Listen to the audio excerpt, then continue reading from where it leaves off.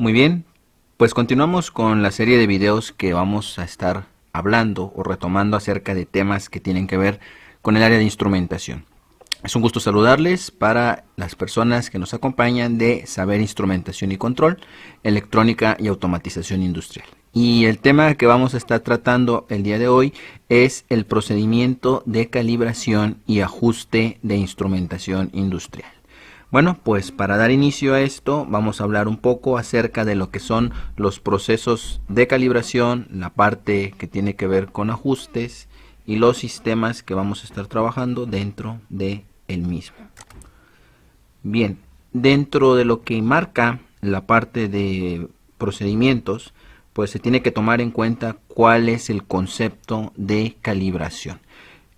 Vamos a ver este concepto que dice que la calibración de un instrumento es el conjunto de operaciones que establece, bajo condiciones especificadas, la relación entre los valores indicados por un instrumento de medición o el sistema de medición en sí.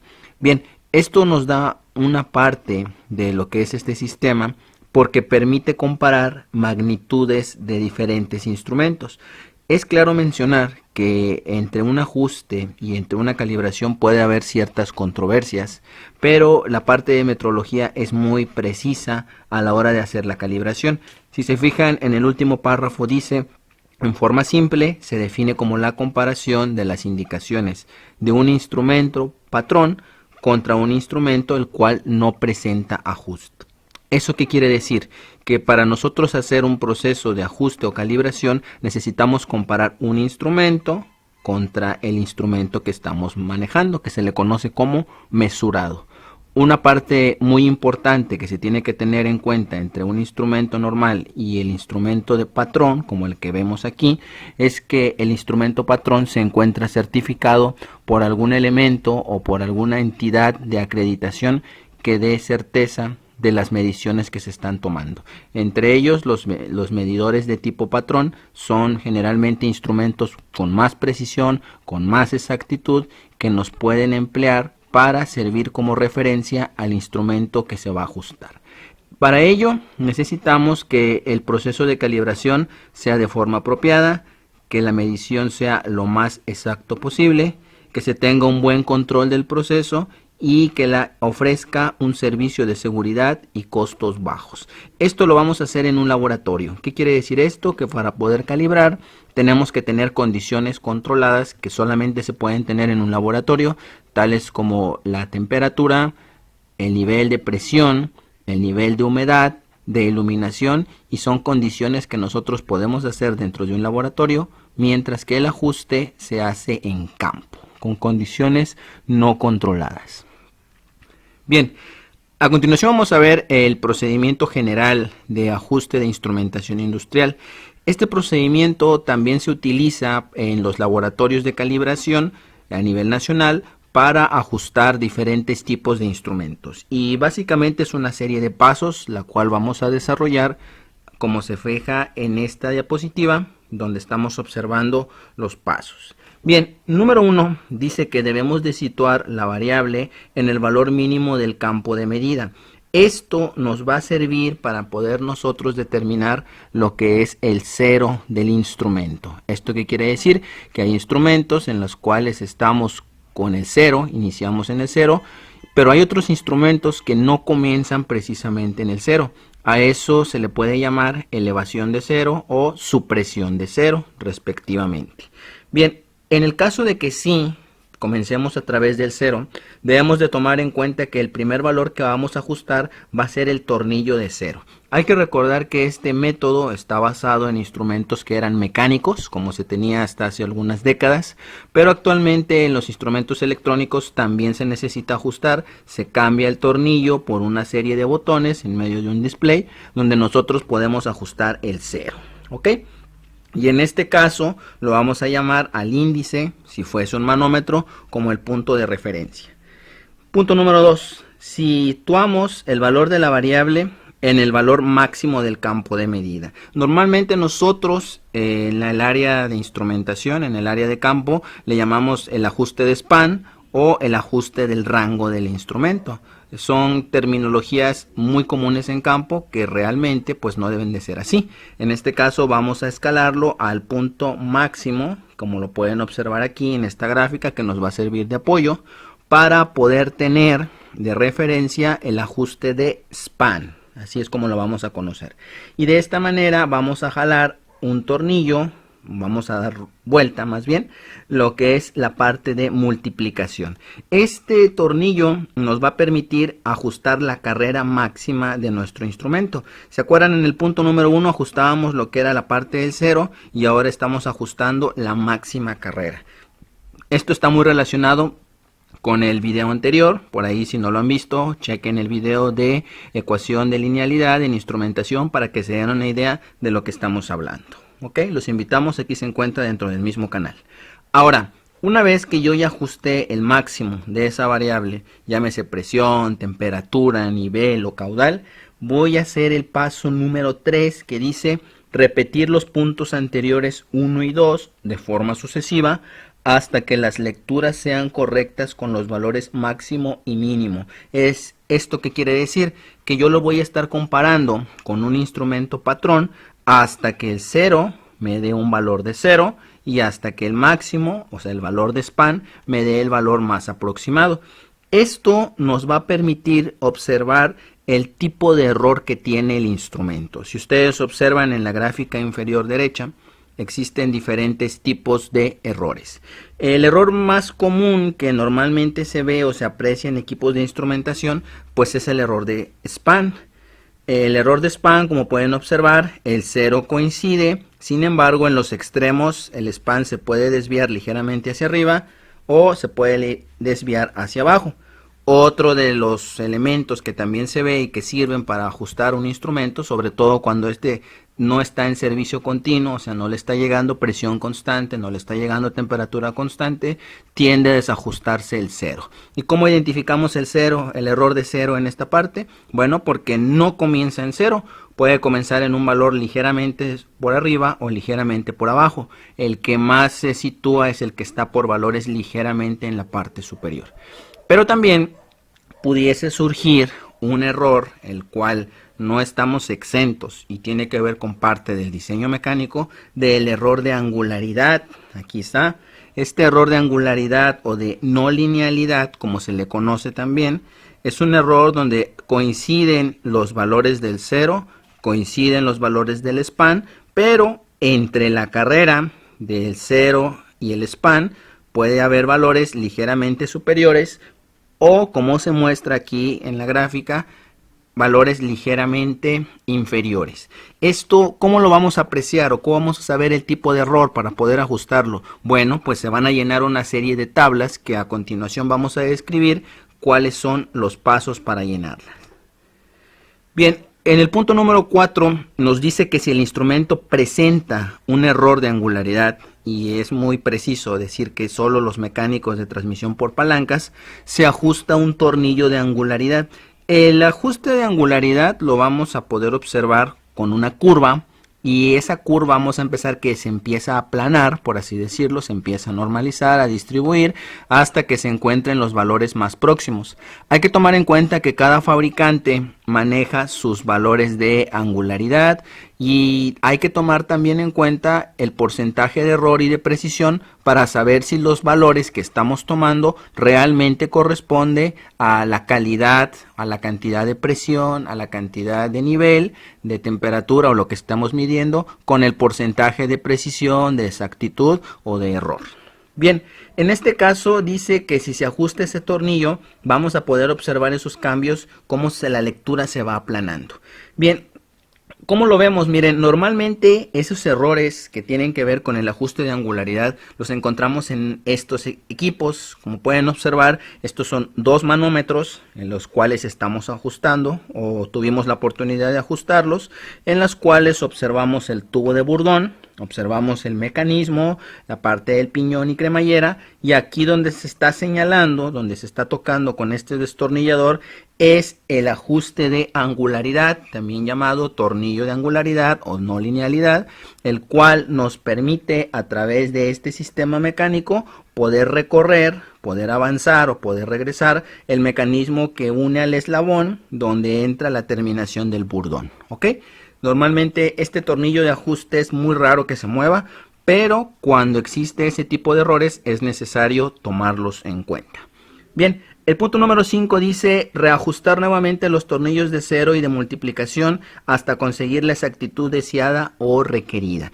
¿Esto qué quiere decir? Si yo voy a mover al tornillo de angularidad, se me van a mover la parte del cero, el tornillo de cero o el tornillo de span. Esto en transmisores electrónicos cambia un poco porque las configuraciones que se manejan, al ser electrónicas, la misma electrónica hace el proceso de linealización, pero cuando se hace de forma manual a través del sensor se tiene que tomar en cuenta. Bien, ahora otro punto importante que falta mencionar aquí y que no se ha dicho de cómo vamos a obtener esas curvas y toda esa parte es con el punto número 6 que dice comprobar los puntos intermedios a 25, 50 y 75% de la calibración. ¿Eso qué quiere decir? Que vamos a estar tomando mínimo 5 medidas, el 0, 25, 50, 75 y 100% del valor de la variable. Ahora, como experiencia en la parte del campo, vamos a hacer ciertas comprobaciones o se sugiere hacer cuando tenemos el 10% o el 90% de la carrera.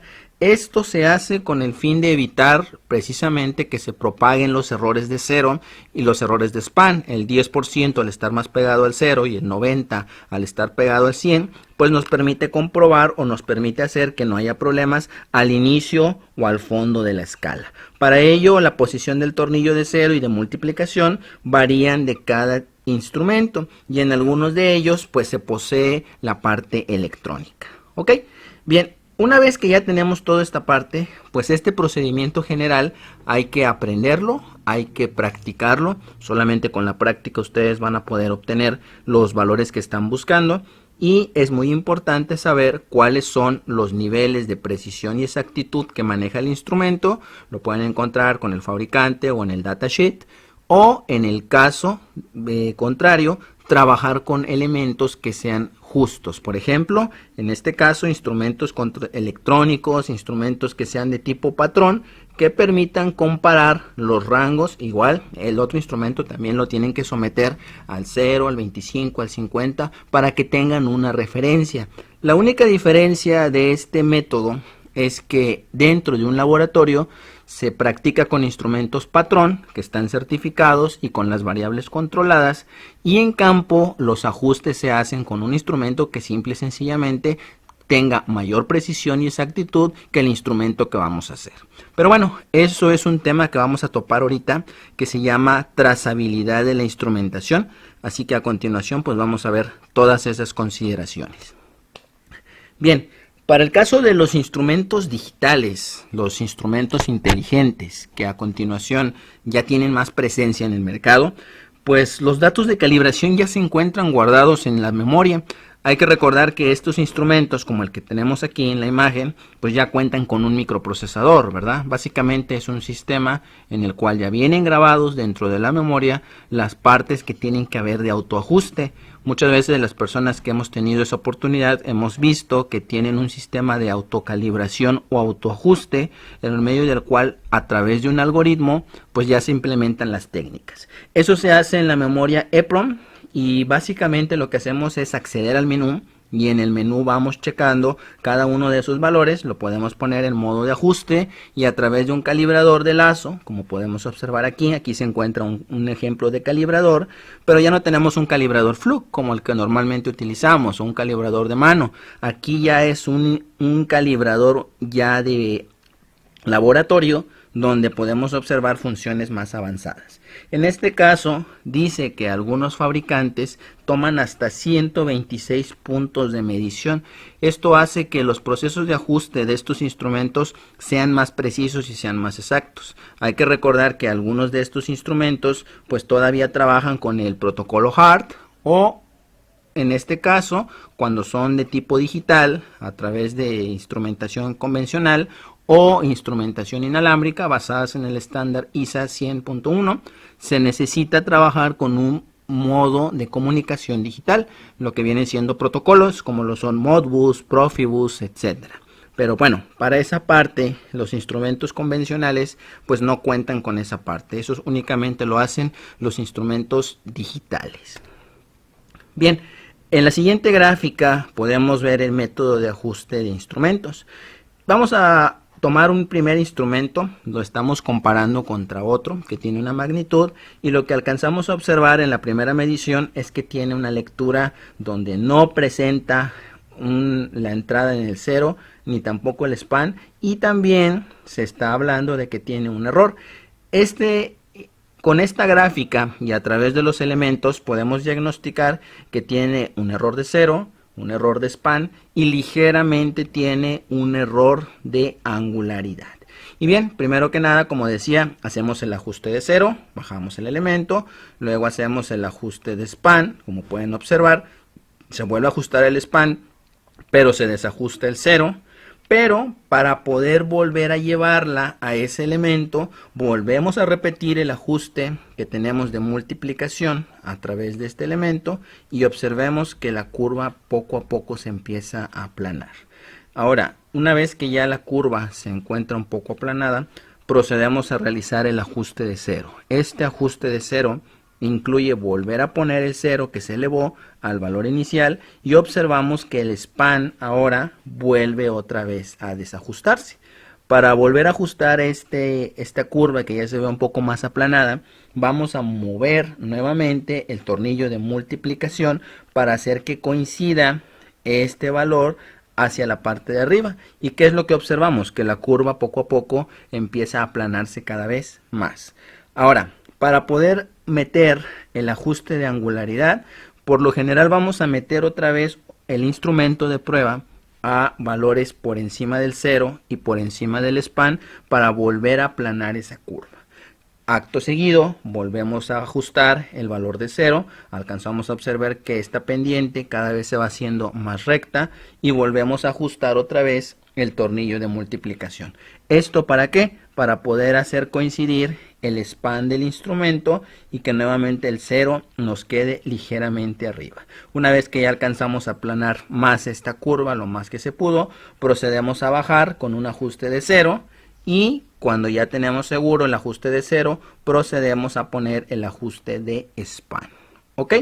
Bien, ese es el proceso por medio del cual nosotros ajustamos utilizando el método general de ajuste de instrumentación, el cual también puede elaborarse para procesos de calibración. Importante mencionar que para poder obtener estas gráficas necesitamos tomar las medidas que se propusieron, mínimo tienen que ser 5 medidas, de 5 a 7, para poder tener esas gráficas y comprobar cómo se han trabajado los procesos. Recuerden que en todo momento tenemos que estar comparando estos con un instrumento de tipo patrón.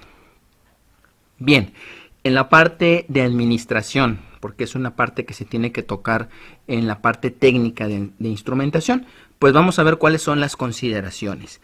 Dado el método general que hablamos a continuación, ¿sí?, se debe de tomar en cuenta otro tipo de consideraciones. En este caso se tiene que saber cuáles son las entidades que son utilizadas para los lineamientos que tienen que ver con el proceso de metrología. Para ello hay que recordar que la máxima autoridad que tenemos en la parte de instrumentación pues es la Sociedad Internacional de Automatización, que es la ISA, pero a nivel México nosotros también nos regimos a través del Centro Nacional de Metrología y de la Organización Internacional de Metrología Legal. A esos procesos o esos procedimientos de ajuste de los equipos se hacen a través de un elemento que se llama trazabilidad. Ahorita vamos a ver qué parte tiene que ver la trazabilidad. Bien, en el siguiente diagrama podemos observar el proceso de entrada de simulación. Normalmente esto lo hacemos con un calibrador de lazo. Necesitamos la medición por un elemento patrón, la cual es un sistema que se encuentra normalizado. una fuente de energía que puede ser presión, energía eléctrica, temperatura, etcétera, y este es el instrumento bajo prueba. En este caso, recuerden que en todo momento estamos comparando con el instrumento patrón. Y por último, una vez que ya hemos realizado esos elementos, debemos de tener una medición de salida normalizada. La calibración de los instrumentos requiere disponer de aparatos patrones, instrumentos o dispositivos de comprobación, las cuales se encuentran montados en un taller. ¿Esto qué quiere decir? Que si yo me quiero dedicar a dar ajustes dentro de un laboratorio acreditado, pues tengo que acudir a las autoridades competentes, como lo son la Entidad Mexicana de Acreditación o el Centro Nacional de Metrología. Y vamos a ver cuáles son los patrones de calibración. En primera instancia tenemos el patrón científico. Este patrón científico se encuentra de una medida materializada y son los instrumentos que se encuentran en ciertas áreas que tienen que ver con laboratorios que permiten obtener los datos del sistema internacional, como lo son corriente eléctrica, como lo son temperatura, etcétera, y únicamente se encuentran disponibles para la parte de laboratorios a nivel internacional. Aquí, en caso de México, el Centro Nacional de Metrología tiene los patrones nacionales. Los patrones nacionales están tomados de referencia con respecto a los patrones de medición internacionales o los patrones científicos, y estos sirven de base para poder asignar a otros valores. En el caso del lado derecho tenemos una balanza de pesos muertos que se utiliza precisamente para el ajuste de manómetros u otros instrumentos de presión, o tenemos otros elementos como los que tenemos en la parte inferior izquierda, que hablan acerca de sistemas que están trabajando con bombas manuales que pueden ser de presión o vacío, que ya no cumplen tanto con características directas de patrones científicos, pero sí están en el estándar de patrones nacionales. Algunos ejemplos de patrones nacionales que se tengan en el área de presión son los manómetros, pueden ser columnas de agua o de mercurio, o de tipo potenciométrico. Otra área pueden ser los llamados puente de Winston, donde colocamos galgas extensiométricas o celdas de carga y una balanza de pesos muertos, como se había mencionado anteriormente. Otro patrón son los patrones secundarios. Dice que estos son los que toman un valor establecido en base a un patrón primario o un patrón nacional. Estos patrones secundarios se encuentran en los laboratorios de verificación y calibración y deben de ser acreditados directamente por el CENAM o por una entidad que tenga la capacidad de realizar verificación de equipo o de instrumentos, como lo son la Entidad Mexicana de Acreditación, el Instituto Mexicano del Petróleo, el Instituto Nacional de Mediciones Eléctricas, etcétera. En este caso, ellos son los que ajustan el patrón de trabajo. Nosotros habíamos establecido que el patrón de trabajo básicamente es utilizado rutinariamente para calibrar o ajustar medidas. En este caso, poseen una precisión mucho menor que los secundarios o los primarios, pero son los que nos sirven de referencia para trabajar en campo. Algunos de estos elementos los podemos ver aquí en este manómetro digital de la marca Fluke. Otro es el calibrador de lazo, como podemos observarlo acá, un calibrador de la marca Fluke también, el 754.